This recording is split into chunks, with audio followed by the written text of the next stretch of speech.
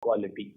Our goal is to sustain progress in profitability by steadily increasing our targeted return on total assets. Looking forward, we anticipate steady growth in the used vehicle segment. With the EMI of new vehicles exceeding lakh of rupees, used vehicle EMIs have become more affordable, leading to a significant rise in the demand for BS4 vehicles. The transition from BS4 to BS6 has further fueled the demand with a notable price differential of 25 to 30%. We anticipate the used commercial vehicle pricing to remain at similar levels in FY25-26, particularly with the entry of BS6 vehicles into the resale market. The introduction of technologies and the introduction of FASTag and the removal of octroi and checkposts have expanded the lifespan of assets, consequently increasing the resale values. Moreover, there is a significant uptick in the resale of BS6 vehicles due to improved technical performance. We expect robust growth in the used CV space with the entry of these new vehicles in the FY25-26, driven by their ability to transport same volume of goods at lower ton per cost and reduce downtime. Furthermore, the useful life of CVs has increased, allowing NBFCs like us to fund up to 12-year-old vehicles. Our ability to collect payments has remained exceptionally strong, reinforcing the resilience of our business model and trust the customers have in us. Our strategic direction remains unchanged, and we are actively exploring new products and strategies to enhance returns and generate additional income. Diversifying our product range will ensure we maintain our competitive advantage and constantly deliver to our stakeholders. Now I will hand over the call to Mr. Vinod Panikkar to present the financial performance. Good afternoon, everybody. Thank you, Karthikeyan. I sincerely appreciate your presence at this conference call today. I intend to take you through the financial performance for the quarter ended and the full year of FY24. On a consolidated basis, we generated a total revenue of 474 crores in the fourth quarter, as against 285 crores in the same quarter last year and 306 crores in the immediately preceding quarter. The operating expenses incurred were at about 139 crores in the fourth quarter, as against 66 crores in the same quarter last year and 119 crores in the immediately preceding quarter.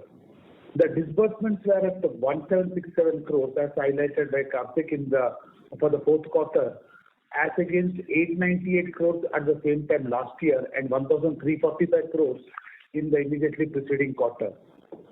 At the consolidated level, the AUM was at about 8763 crores as of March 24, as against 7813 crores in March 23, and it was at about 8037 crores as of December 23.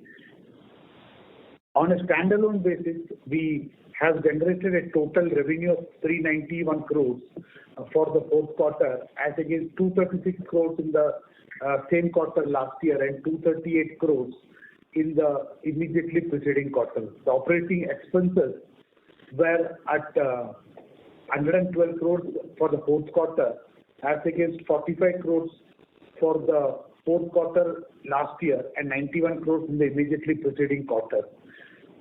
This 45 crores in the same quarter last year was net of a 50 crore reversal of ESOP, which we had mentioned at that point of time. The disbursements were at 1,465 crores for the standalone entity for the fourth quarter, as against 715 crores in the same quarter last year and 1121 crores in the immediately preceding quarter. Against the same quarter last year, the growth has almost doubled or more than doubled. Our interest margin for the quarter was at about 5.4%, and for the full year, we were at about 5.5%. The revenues of the standalone includes a one-time gain of about 96.6 crores on account of sale of SRs in the fourth quarter, the proceeds of which was utilized for strengthening the balance sheet by creating additional provision on the loan book and the SRs. The revenue also has a new component, which is revenue from cross-sell of insurance, for which we have got a corporate agency license in February 2024. We are confident that this will help us generate significant income in the quarters and the years to come. On a full year basis, the overall revenue at 1104 crores was higher than the 968 crores in the last compared to the last year. The disbursement was at on an overall basis was 4,560 crores against 1,612 crores, a growth of about 183%. The AUM at 6,493 crores as of March 24 was after sales of the corporate book, which Karthik mentioned, and the SME book, both the delinquent one and also the standard book. The delinquent one overall was at about 1175 crores, and separately an SME standard portfolio of about 143 crores was sold to another NBFC. All these steps were taken to ensure that the balance sheet becomes clean, the business yields go up, and we get more and more retailized as we go forward. The finance cost for the quarter at 161.9 crores was against 134 crores in the same quarter last year and 145 crores in the immediately preceding quarter. Turning to the operating expenses, it stood at about 112.3 crores in Q4FY24 as against 45.8 crores in Q4FY23 and 91.2 crores in Q3FY24. As I had mentioned earlier, the Q4FY23 cost had a reversal of 50.5 crores, which was a one-time impact. On a full year basis, the operating cost was at about 389 crores versus the 327 crores that we reported in FY23. The operating expenses are seeing some increases mainly on account of the company ramping up the number of branches and also the number of employees to drive the growth in the CV and the HFC business. Our profit after tax for the fourth quarter, the standalone profit stood at 19.6 crores and on a full year basis stood at about 71.6 crores. We achieved a total collection of 700 crores for the current quarter as against 632 crores for the immediately preceding quarter. Our collection efficiency, including overdue, reached 101% in the current quarter, showcasing our commitment to highest credit standards and high operational efficiency. Our focus on portfolio quality has led to a decrease in the gross stage 3 assets to 4.97% at the end of Q4 FY24. Furthermore, our net stage 3 has gone down to 2.1%, again demonstrating the effectiveness of our credit risk management strategy and improvement from 2.8% in December 23. The reduction in the GNPA numbers is on account of the robust collections that we have seen on the loan book and the aggressive settlements that we have done on the old book, that is the book which was generated prior to April 22.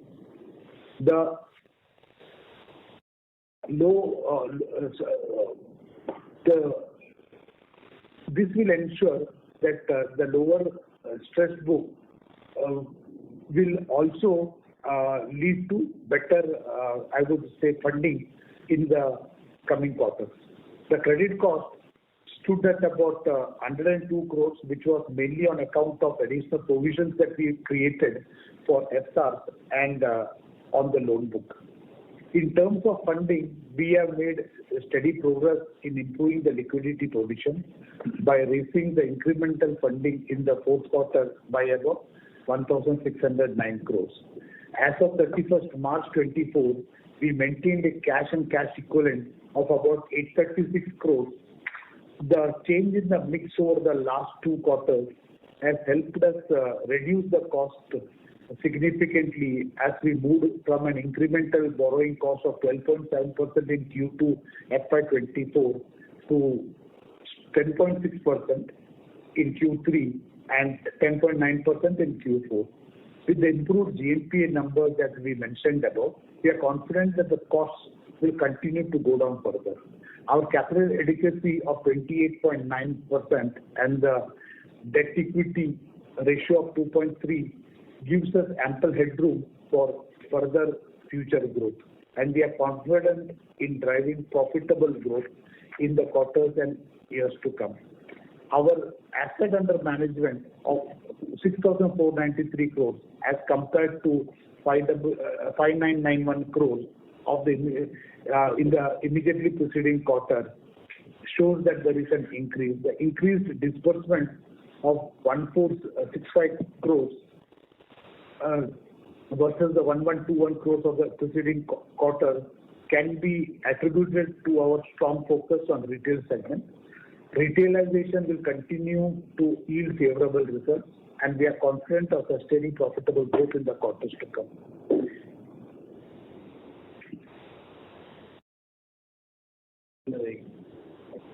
In the vehicle finance segment, our AUM at the end of the fourth quarter stood at 5,594 crores, marking a 15% increase over the immediately preceding quarter.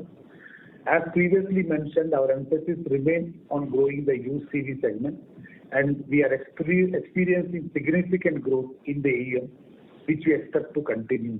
Now I would like to invite my colleague, Srijit Menon, to provide further insights into our housing finance business, which is another key focus area of our business. Over to you, Srijit. Thank you, Vinod. Good afternoon, ladies and gentlemen. I would like to start by taking you through the key highlights that illustrate our accomplishments during the quarter and year ended March 31st, 2024.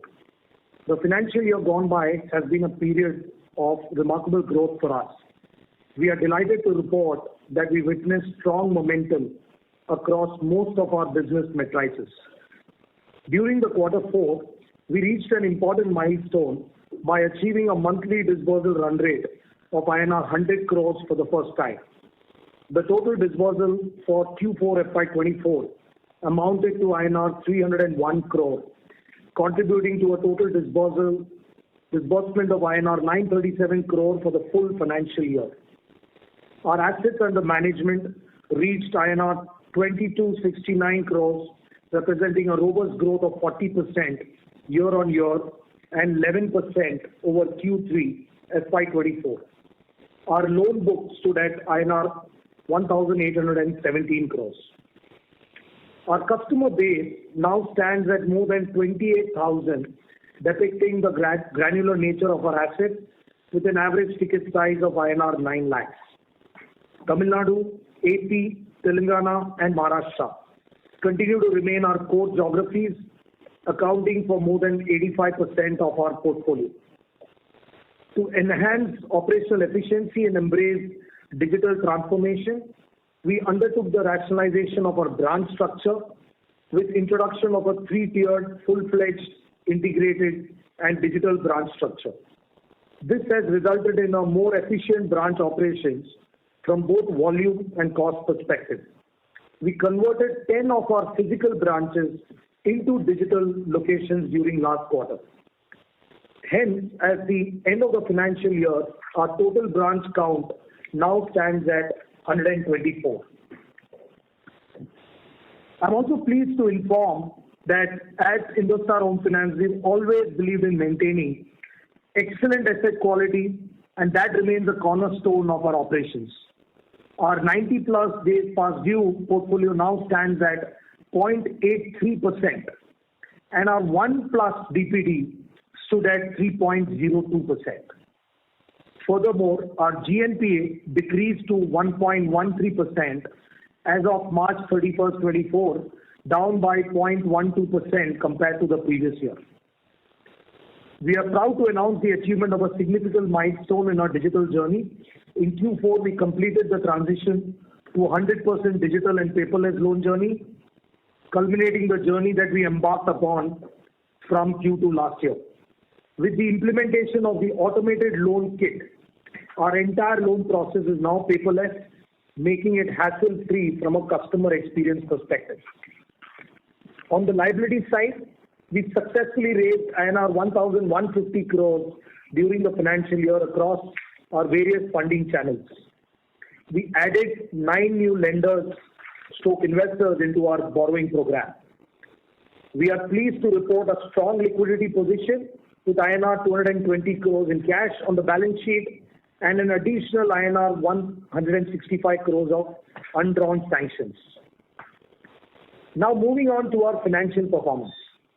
Our total income stood at INR 290 crores with interest income at INR 182 crores compared to 209 crores and 144 crores respectively in the previous year.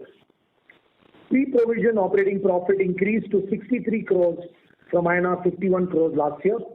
Profit after tax rose to 44 crores from INR 38 crores last year. Our return on assets stood at 2.9%. We maintain a strong capital adequacy of 57.4% and a debt to equity ratio of 2.6 times. In conclusion, our commitment to innovation, efficiency, and maintaining high asset quality continues to drive our success. Looking ahead, we remain focused on executing our strategic initiatives to further enhance operational excellence, expand our customer base, and explore opportunities for growth. We are indeed optimistic about the future and remain dedicated to delivering sustained value to our investors and stakeholders. Thank you once again for your continued support and participation. With this, I hand over the call to the moderator for the Q&A session. Thank you very much. We will now begin the question and answer session. Anyone who wishes to ask a question may press star and 1 on their touchtone telephone. If you wish to remove yourself from the question queue, you may press star and 2. Participants are requested to use handsets while asking a question. Ladies and gentlemen, we will wait for a moment while the question queue assembles.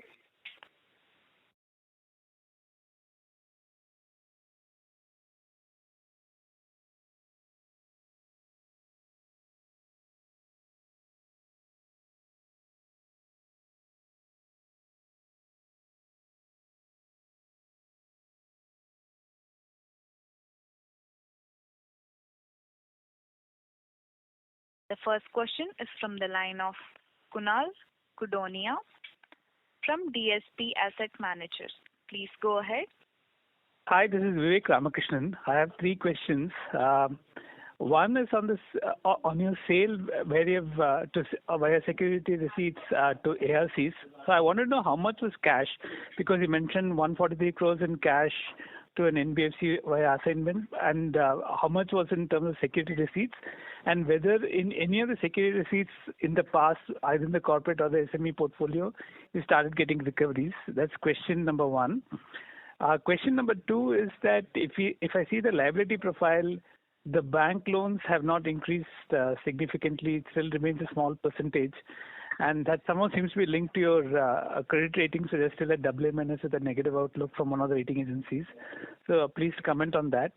And lastly, there was this ICICI CV portfolio that was causing some volatility in GNPA, whether that issue has been completely settled. Those are my questions. Thanks. Hi Vivek, Vinod here. I will possibly try and address the first 2 points, and I will request Karthikeyan to look at or respond on the third point. There were 2 separate transactions. One was the sale of an SR. Now that was for a total of 100 crores, of which 60 crores was in the form of cash, 40 crores was in the form of SR, on which we have made a provision separately in our books. On the 143 crores which I mentioned about, that is a DA transaction which is in a 100-0 ratio, wherein we have sold the SME portfolio to another NBFC, and the entire amount, the 143 crores, has come to us by way of cash. You mentioned about the liability profile. Yeah, definitely banks have not come to us in a full way, but then we are pretty confident that based on the number of proposals which are there in the pipeline, two of which are in the final stages, we are confident that in this quarter the bank proposals will come. Definitely the negative outlook of CRISIL is an issue, but then I thought that banks were earlier having some amount of discomfort basis the GNPA that we were reporting. Now that we are sub 5% and NNP at very close to 2%, we are pretty confident that we will be able to give that additional comfort to the lenders, including the banks. Hi Vivek, Karthik here. On the ICICI piece, we have only 114 crore book remaining. We have tightened last time I explained, we have strengthened our collection processes. Now our monitoring has started from the 1 DPD bucket, so the amount of flow that is coming into us has quite reduced. And now whatever is remaining in the books of ICICI is a quite matured book. So we don't see any challenges going forward. It should keep reducing. The quarter probably a 10 crore increment should come, not beyond that on the GNPA front. That's my view on the ICICI portfolio. Overall, we are very comfortable with the collection. Last quarter in ICICI, we were having a collection of stage 1 of around 87%. So we don't see any major challenges coming in that book. Excellent, sir. Sir, just one balance question was in terms of the security receipts from the past in terms of the corporate portfolio or the whether there are any settlements expected shortly. Yeah, I will split it into three. One is the CV portfolio, that is collections which were coming and they continue to come. So that's the CV portfolio. Both of them are pretty old. One was done in 20, other in 21. On the corporate portfolio, which is the largest chunk, which was at about 686 crores, against which we had made a provisioning earlier of 15%. Subsequently, now we have made a provision of 20%. On that, we have started getting collections. I think we have overall reduced the SR from about 686 crores to about 644 crores. So collections are coming in, and we have actually, in one of the cases, we actually, the ARC has actually signed an agreement with one of the borrowers to actually collect the entire amount by the end of the current financial year, by February 25. So we are seeing a lot of collections happening on their side. The SME, that's the third piece, is something which actually happened only in December. We expect the collections or the redemption of those SRs to start only from maybe January of 2025. Thank you very much, sir, and wish you good luck. Thanks, Vivek. Thanks, Vivek. Thank you very much. The next question is from the line of Subhranshu Mishra from Phillip Capital. Please go ahead. Good afternoon, sir. Two or three questions. The first one is on our recent fundraise. We did a QIP despite being adequately capitalized. So what was the need of this QIP and where do we think we're going to deploy the incremental monies that we have got? So the second is on the SR. Do we expect any kind of harmonization of regulations around SRs and with banks? And would we have to provide for the SRs or have we already provided for the SRs that we are carrying? That's the second. And third, we spoke about used vehicles. What are the specific applications or in terms of SRTOs and slightly larger fleet operators that we cater to, and what would be a no-go territory for us in terms of SRTOs? Any specific applications like maybe alcohol industry or something? Thanks. Yeah, I'll start off with the third question. The industry question. See, we are predominantly funding the market load operators who depend on agri-goods movement. India is a large agrarian country where the movement of agriculture forms the most important transportation across. Plus, there is a lot of FCI goods that gets moved, with the government of India providing free grains to most of the people who are below the poverty line. Trucks become a most important aspect of distribution between hubs to hubs, and the products which we fund, like the light commercial vehicles or the small commercial vehicle, take it to the last mile. So that's the most important territory which we are focusing on. We are not in the fleet operator segment, so we hardly do any deals on the fleet operator segment.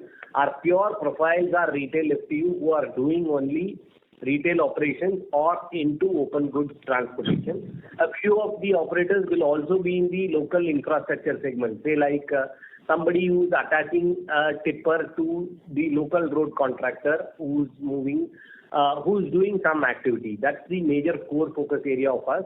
In terms of logo, typically these kind of operators don't get contracts from alcohol, other things. So we don't see any major challenge in terms of industry or any thing coming here. There are challenges for these operators around the pollution that happens in Delhi around October, November. So during that period, there are markets of North India where all the trucks get banned. That's not a specific issue to my borrowers. That's an industry issue. So that's on the third question. On the first and second question, Subhranshu, actually, I will take the first question. It was not a QIP, it was a preferential allotment to one of the investors that was Torrentry.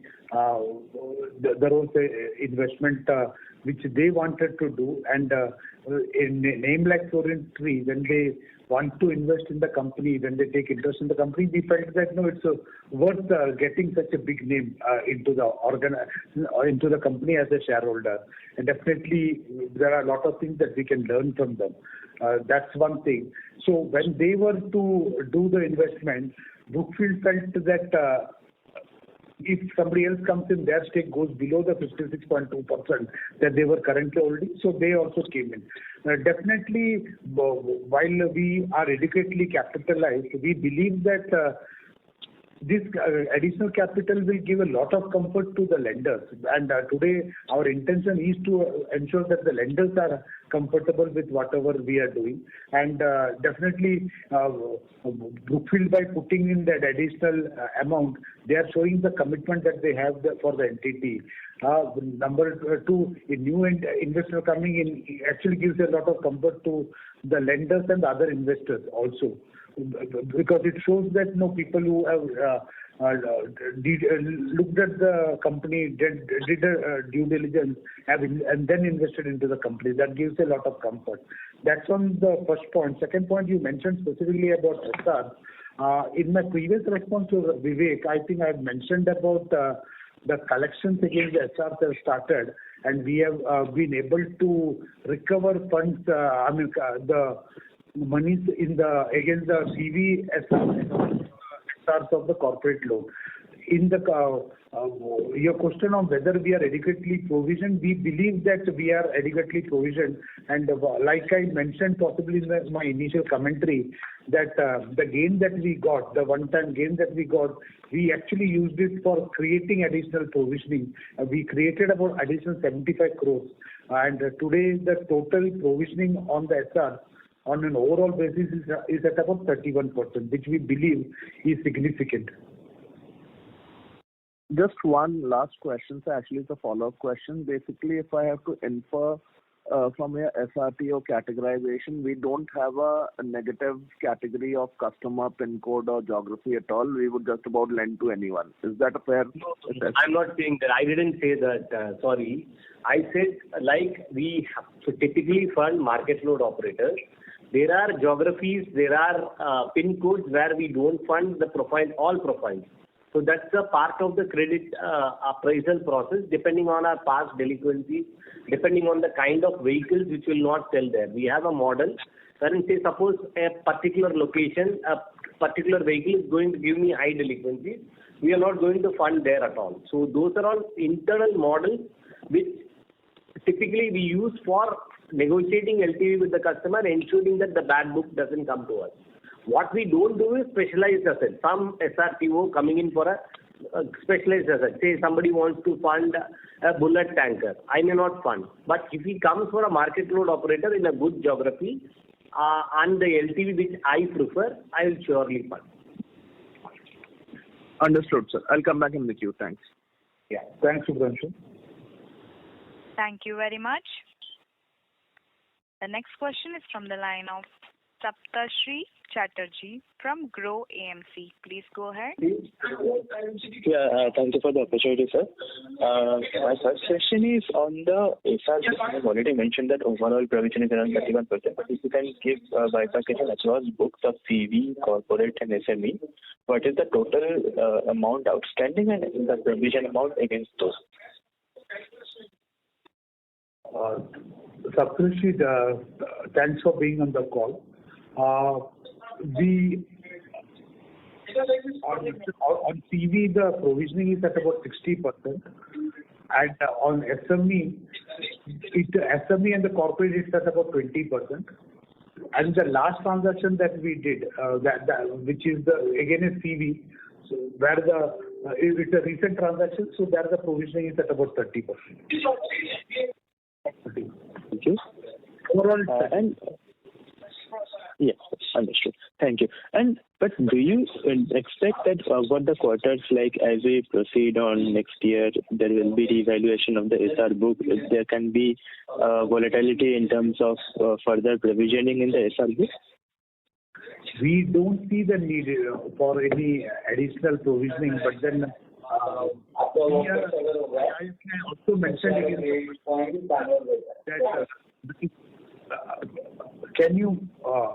that I mentioned that there are collections coming from the SRs, and therefore we don't see any challenge going forward. We may not need to make any additional provision. Understood. Very helpful. My last question is that you have mentioned we are also focused on new products that are coming in the coming years. Can you somewhat elaborate on those, that what are the new products? And on the SME part, like you are mentioning that we will be launching SME in a new avatar, and like what are the capabilities that you have built against that front? Thank you. Thanks, Saptarshee. See, on the new products, the allied products of CV like tire, the kind of maintenance funding that is required, these are all in the pipeline because we have a large base of customers who are doing well, who are paying me on time. So those kind of customers, we start our tire financing. The new line of business on SME, we are in the planning stages. We should launch it shortly. It will be a loan against property at the rural markets, Tier 3 and Tier 4 markets at a lower ticket size.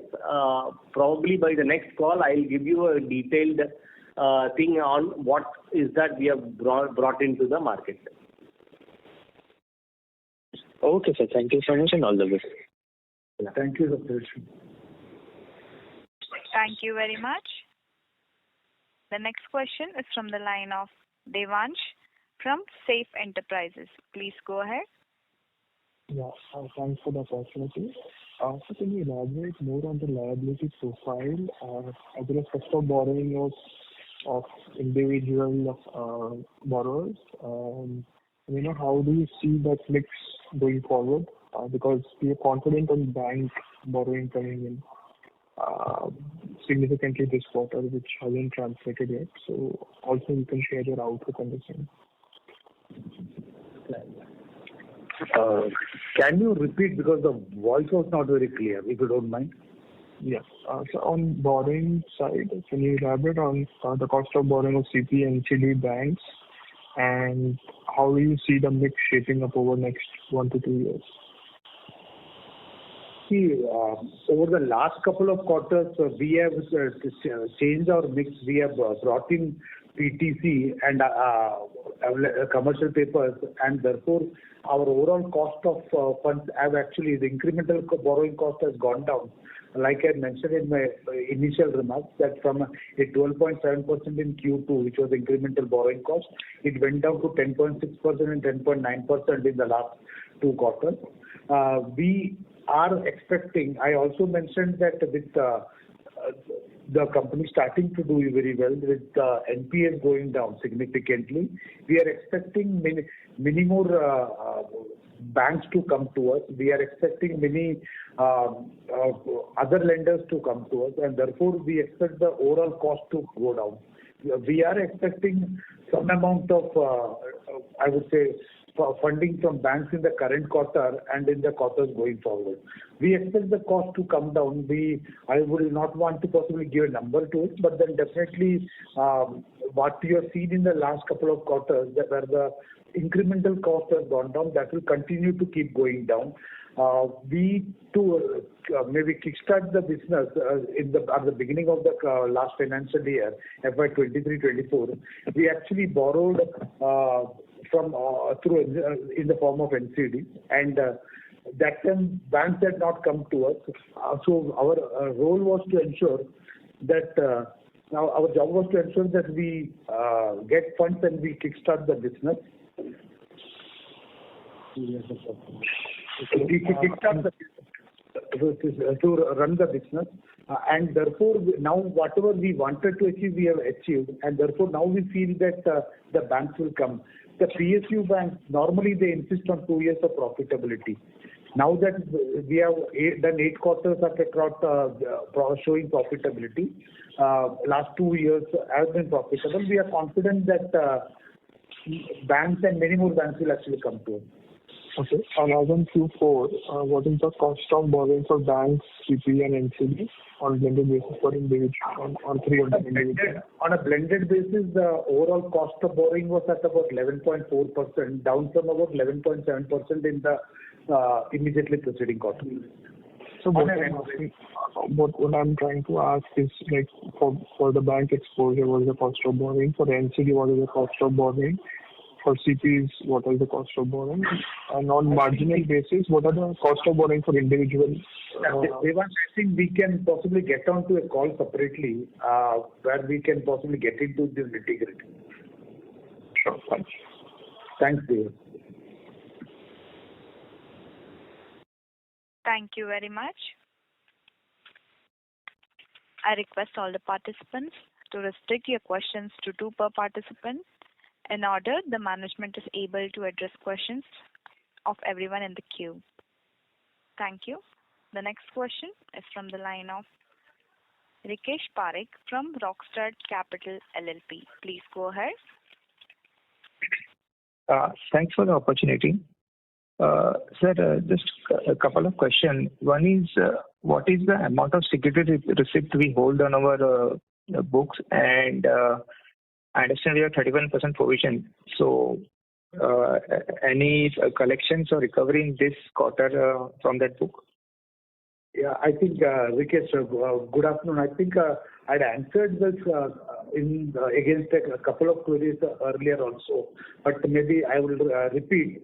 The total book SRP is something like 1,175 crores, on which we have a 31% provisioning. I also mentioned about collections happening in the CV SRs and also against the corporate loan SRs. I mentioned that SME SR collection could possibly start from January 25. Okay. So, Rikesh? Yeah. Okay. Second is on our number of branches. I think that we have now removed any common branches. We have separate branches altogether.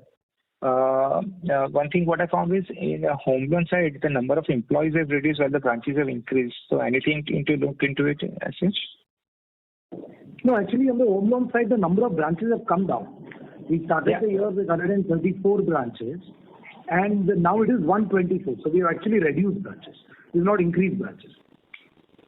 Okay, I might have looked at quarter and quarter, so would have come to that thing. Okay. And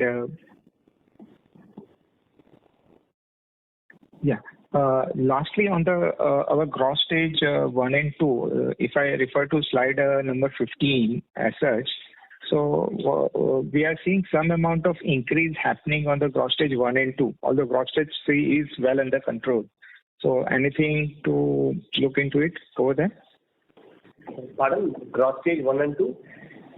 The absolute figure are increasing the quarterly wise. It's at 5985 crores gross stage 1 and 2. Yeah. So as of Q4. Increasing is a positive phenomenon only, because the portfolio is being able to, my X plus has come down. I am underwriting better credit because we have introduced norms around what should be the CIBIL score that should come in. Overall, the market is performing well. So my gross stage 1 is moving up. So many of the customers who are in stage 3 have also got upgraded. That's why the gross stage 1 and stage 2 are moving up. So, and we expect this line to improve going forward. So I just wanted to understand that. We are pushing for a positive gross stage 1 and stage 2 number. Okay. Thanks. That's it from me, sir. Thanks, Rikesh. Thank you. The next question is from the line of Deepak Poddar from Sapphire Capital. Please go ahead. Yeah, am I audible, sir? Yeah, you are, Deepak. Sir, on the OPEX side, I just wanted to have some understanding. I think this quarter, our OPEX was close to about 140 crores. So how do we see that OPEX growth in FY25? It would be a normal one because I don't think it has gone up significantly versus the last year, because on a full year basis, 140. So on a full year basis, your OPEX is up from 400 crores to around 490 crores amount. Yeah. You are referring to the consolidated. Absolutely. Give me a second.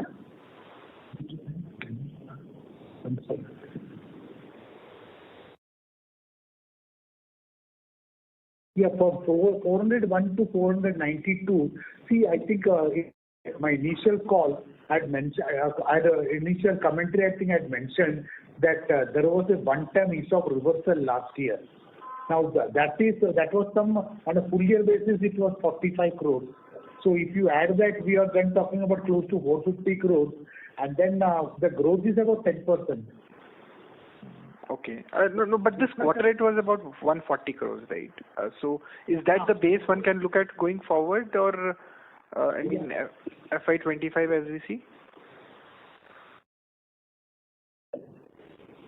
Yeah, the base would be broadly that, or you will just definitely see some bit of increase, because both the CV business and the HFC business, they are increasing in size, and therefore there is a need to ensure that the branches go up, the number of employees go up. So all those things will definitely mean that the OPEX will go up, may not go up in the same ratio as the revenues, which will grow much faster. So maybe close to about 600 crores one can expect, right? I mean, on an absolute level. Yeah, you can say 550 to 600. 550 to 600. Fair enough. And my second question revolves around your growth and ROA that we see for FY25. So any kind of light you can throw on that? I think we have said two things, maybe over the last 5 quarters, that we will do over 4,400 crores of disbursement. Now I'm talking about the standalone business. We'll do over 4,400 crores, and we will do 6,000 crores in the next year. 4,400 crores is what we have done. We'll do about 6,000 crores. Now that most of the one-offs are away, we believe that ROA will start inching up. So we are pretty confident of the ROA going to improving significantly from the 0.9 that we have reported in the current quarter and on a full year basis. So I think earlier we have been speaking about 2 to 2.5% kind of a ROA, right? But that looks difficult, correct? I mean, for FY25. 2.5% could be more of a 2% would be more of a 26 phenomena. Correct. 25, I believe that we would be happy if we are in the 1.3 to 1.6% range. See, one thing that we need to understand is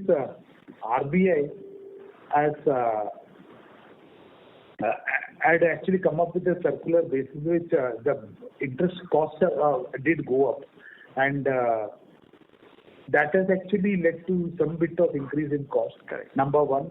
Number two is we also mentioned about the ARP transactions that we did, which reduced the income. So that also has an impact on the all these have an impact on the ROA.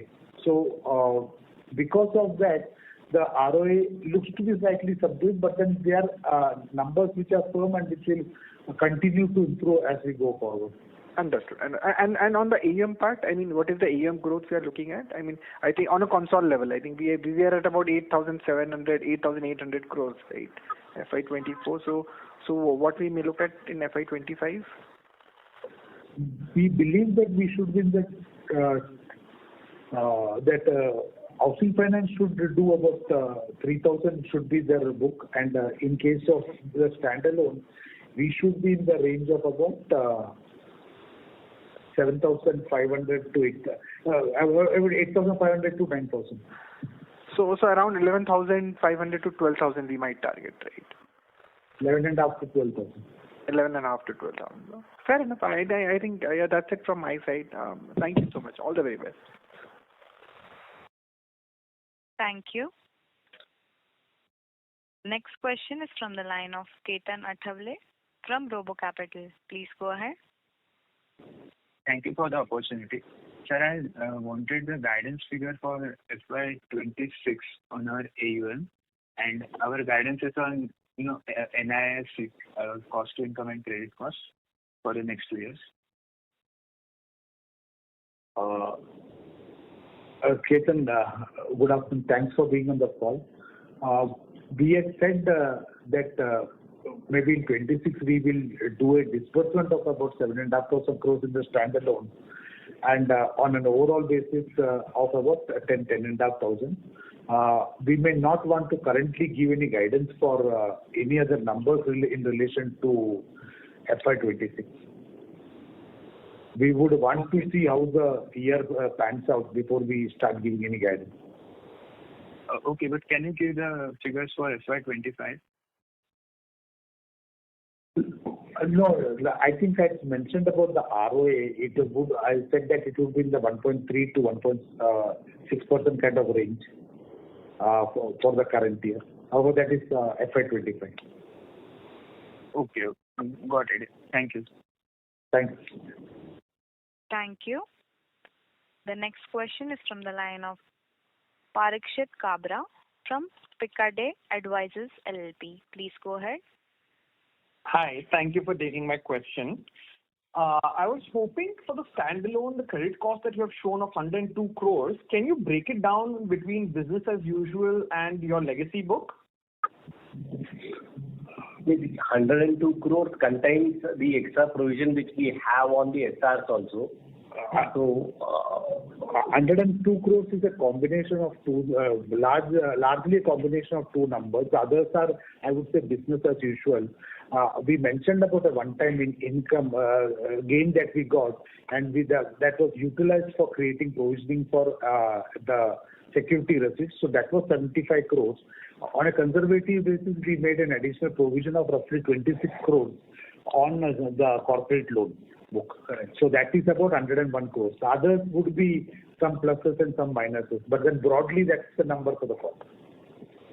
Got it. So whatever is remaining is for the business as usual, the ongoing loans or loan book. Yes. Some reversals happen, some additional provision happen, then a huge disbursement, 1,465 crores of disbursement. So that will take away some amount of stage 1 provision is also there. You need to create provision. So that's a continuous thing. Got it. So now that we still have about 500 crore SME loan book and a 400 crore corporate loan book, should we assume that now all overhangs have been accounted for, or at a later point we might still want to increase the provisions? See, corporate is all real estate. We have appraised, assessed, and felt like there is no further need that will be required to go on the. So that's on the corporate. The SME book, most of it is the DAPTC which is there, which I am holding in my balance sheet. So we are adequately provided there. So we don't feel any extra that is coming in. The 485 crores or close to 500 crores of SME, out of that, the own book, I would say, which is my own, is 46 crores. The on the book, which is including the PTC, it is a total of 316 crores. So the balance of about 170 odd crores is the DA, which we report as a part of the AUM, but strictly not a part of my book, on which we have no liability as such, except for collection. Got it. Got it. And I'm sorry, you answered this question just now, but did you give a guidance for ROA for FY25 or ROE or ROA, either of them? I mentioned about we are hopeful of a 1.3 to 1.6% ROA. For FY25, right? Yes. Perfect. All right. Thank you so much and good luck. Thanks, Parikshit. Thank you. The next question is from the line of Anant Mundra from My Temple Capital. Please go ahead. Hello. Thank you for the opportunity. I just had one question. So what is our collection efficiency excluding the overdue accounts? Excluding the overdue collections? EMI to EMI collections on the CV book is at around 93%. We were probably 2 years back, if you had attended the call, we were at around 84%. Now it has moved up to 93%. That's because we have changed the process. I think last call we explained the detailed process around how we have improved our EMI to EMI collection. We are working on so that this can get improved further. So what is the number that we'll be comfortable with or we're targeting to get to on the collection efficiency? The files which we are dealing with, 92 is a good number, but we always keep pushing for a higher thing. Okay. And sir, what would this number be for the housing finance subsidiary? So on an EMI to EMI basis, it will be about 95%. Okay. And including overdues, we would be about 99%. Okay. All right. That's it from mine. Thank you. Thanks, Anand. Thank you very much. In the interest of time, that will be the last question.